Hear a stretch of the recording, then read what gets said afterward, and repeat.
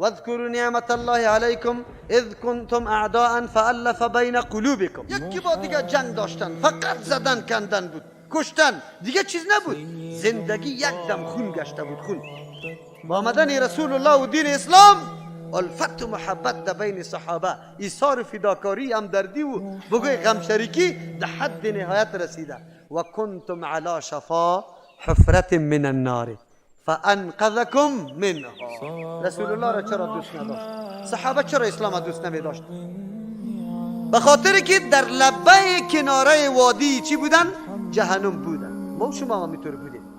الله نجات توسط اسلام کی داد؟ پیغمبر صلی الله علیه و سلم. از او خاطر اسلام بس پیش صحابه از اولادش کده، از جانشان کده. محبوب بود یا نبود؟ سر اسلام جان قربان کردن، اولاد قربان کردن، مال قربان کردن.